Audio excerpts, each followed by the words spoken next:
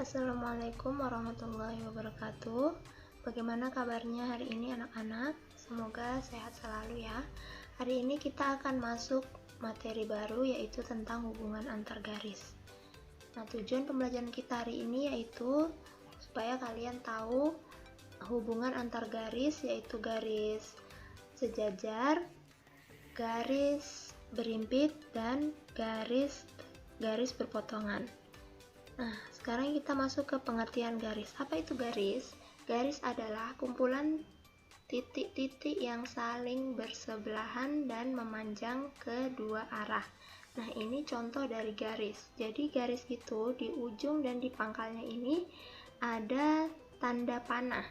Ini namanya sebuah garis. Nah, garis ini ada macam-macamnya. Macam-macam garis ini ada 3, yaitu garis sejajar, garis berpotongan, dan garis berimpit. Kita masuk ke garis sejajar. Garis sejajar ini yaitu garis lurus yang terletak pada bidang yang sama dan tidak berpotongan sejauh apapun itu garis diperpanjang.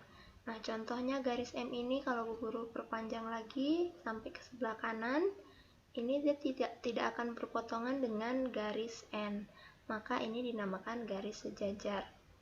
Yang kedua yaitu garis berpotongan. Garis berpotongan ini dikatakan berpotongan karena kedua garis tersebut berpotongan di salah satu titiknya.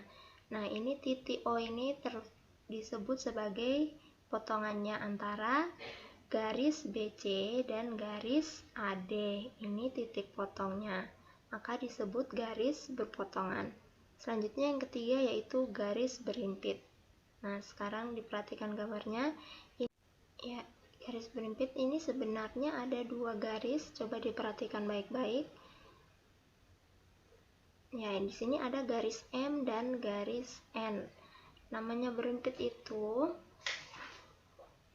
ketika hanya terlihat satu garis saja, tetapi ada 2 tanda panah di sini. Ini namanya garis berimpit.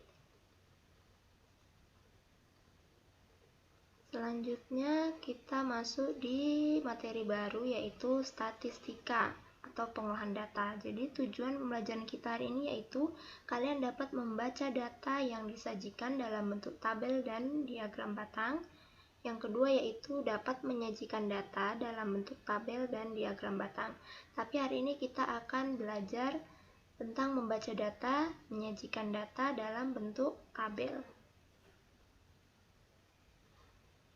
Yang pertama yaitu mengumpulkan dan membaca data. Nah, apa itu data? Data merupakan kumpulan keterangan atau informasi yang diperoleh dari suatu pengamatan. Nah, dalam mengumpulkan data ini, kita bisa melakukan dengan cara wawancara, angket, atau dengan pengamatan. Nah, di sini ada contoh soal. Berikut ini data hasil penjualan barang di toko baru tahun 2019. Di sini ada contoh tabel, jenis barangnya dan jumlahnya. Jenis barangnya di sini ada laptop, komputer PC, kulkas, LCD TV, dan AC. Nah, jumlahnya bisa dilihat di sini. Sekarang dari tabel ini, kita akan membaca data yang tertera dalam tabel tersebut. Di sini untuk membacanya, kita lihat dulu judulnya apa tadi? Data hasil penjualan barang di toko baru tahun 2019. Jadi ini data penjualan barang. Yang pertama barangnya yaitu laptop. Maka dapat dibaca banyak laptop yang terjual karena ini hasil penjualan ya, data hasil penjualan. Maka dapat dibaca banyak laptop yang terjual adalah di sini jumlahnya 212 buah. Yang kedua yaitu banyak komputer PC yang terjual adalah 112 buah. Yang ketiga yaitu banyak kulkas yang terjual adalah sebanyak 200 buah. Selanjutnya, banyak LCD TV yang terjual adalah 411 buah. Yang terakhir yaitu banyak AC yang terjual adalah 99 buah. Ya, kita masuk yang kedua yaitu mengolah dan menyajikan data. Untuk mengolah dan menyajikan data ini dapat disajikan dalam dua cara. Yang pertama yaitu dalam bentuk tabel, dan yang kedua yaitu dalam bentuk diagram.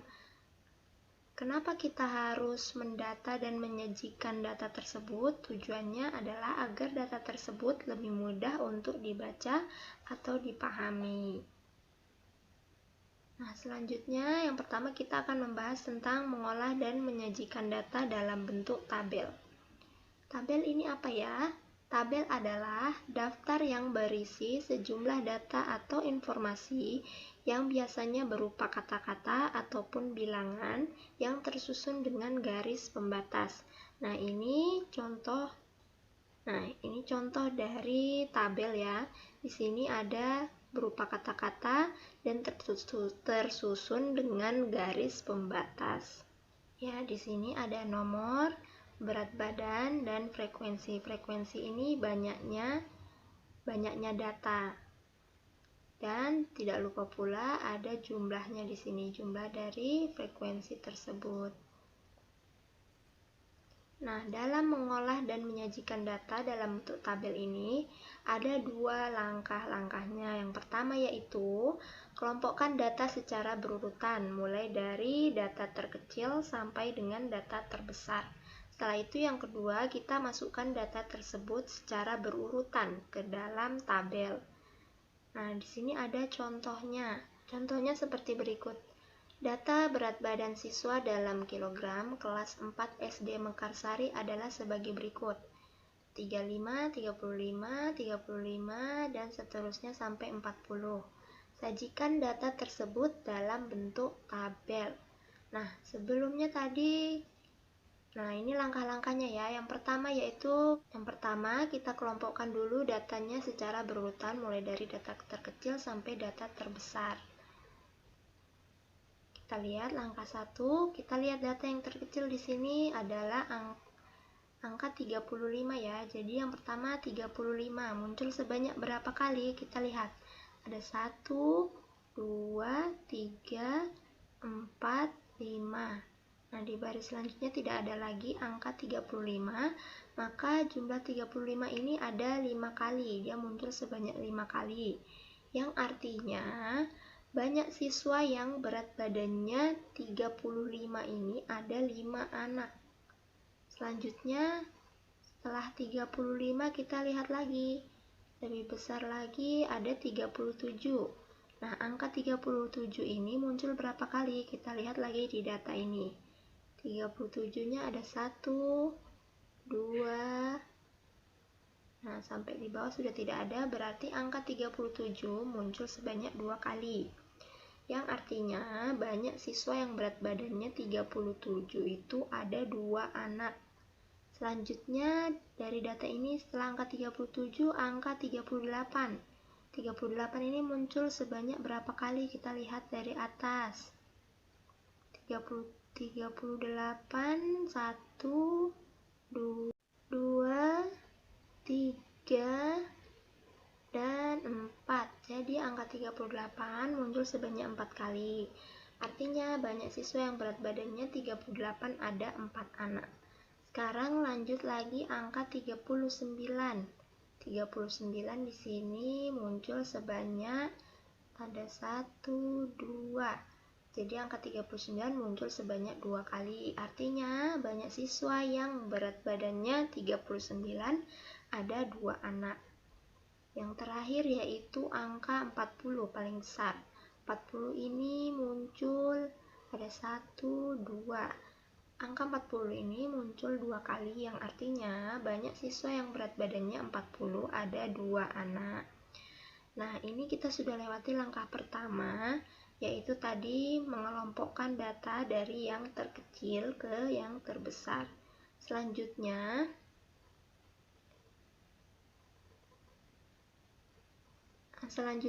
di langkah kedua ini kita mendata dan membuat dalam bentuk tabel.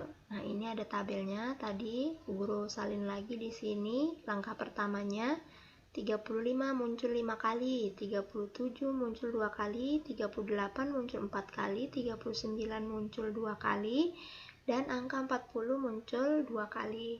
Nah, di sini yang tadi angka 35 sampai dengan angka 40 ini masuk di kolom berat badan. Nah, angka 5 sampai angka 2 ini masuk di kolom banyaknya siswa. Jadi di sini kita urutkan dari yang terkecil sampai ke yang terbesar. Setelah itu kita isi dengan banyaknya siswa tadi. Jangan lupa ditulis kolom jumlah. Jumlahnya di sini ada 15 siswa. Contoh soal selanjutnya. Nilai ulangan matematika siswa kelas 4 SD adalah sebagai berikut. Nah, di sini diperhatikan. Sajikan data tersebut dalam bentuk tabel. Ingat langkah pertama tadi, kita data dulu, kita kelompokkan dulu dari yang terkecil sampai dengan terbesar. Di sini nilai ulangan yang terkecil yaitu 50, nilai yang terbesar yaitu 100. Nah, kita kelompokkan lagi, 50 ini muncul berapa kali? Ada 1, 2, 3, 4. Angka 50 muncul sebanyak 4 kali. Artinya banyak siswa yang mendapat nilai 50, ada 4 anak. Sekarang setelah angka 50 yaitu angka 60. Kita hitung lagi berapa kali munculnya angka 60. Ada 1, 2, 3, sampai terakhir sudah tidak ada, berarti angka 60 muncul sebanyak 3 kali. Yang artinya banyak siswa yang mendapat nilai 60, ada 3 anak. Selanjutnya lagi angka 70. 70 di sini ada 1, 2, 3, 4, 5. Nah, angka 70 muncul sebanyak 5 kali. Sekarang selanjutnya angka 80. 80 ada 1, 2, 3, 4. Jadi angka 80 muncul sebanyak 4 kali. Selanjutnya lagi angka 90. 90 muncul sebanyak 1, 2. Ya, jadi angka 90 muncul 2 kali. Sekarang yang terakhir yaitu angka 100. Angka 100 ada 2 kali. Angka 100 muncul 2 kali. Artinya banyak siswa yang mendapat nilai 100, ada 2 anak. Nah, selanjutnya kita masuk ke langkah kedua. Langkah kedua yaitu membuat tabel dari data yang sudah kita temukan tadi. Di sini dilihat, karena 50 sampai 100 ini adalah nilai matematika, jadi di sini kita tulis saja dengan nilai. Dari 4 kali, 3 kali, 5 kali, dan seterusnya ini termasuk ke dalam kolom banyak siswa. Jadi kita tulis saja 50 sampai 100 dan dipasangkan dengan jumlah kemunculannya sebanyak berapa kali banyak siswa. Jangan lupa di paling bawah ini ditulis jumlah. Nah, jumlahnya ada 20 siswa. Itu saja anak-anak materi kita hari ini. Ya, sebelum guru akhiri, kita akan merefleksi kembali materi pelajaran kita hari ini. Yang pertama yaitu hubungan antar garis. Tadi ada 3 macam. Yang pertama yaitu garis sejajar, garis berpotongan, dan garis berhimpit.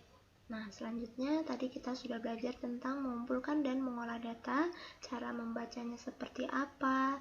Terus cara mengolah data tadi dengan cara ada 2, yaitu dalam bentuk tabel dan dalam bentuk diagram. Untuk dalam bentuk tabel, kita lakukan 2 langkah. Yang pertama yaitu dengan mengelompokkan data dari yang terkecil sampai yang terbesar. Nah, yang kedua yaitu membuat tabel dari data yang sudah kita kelompokkan tadi.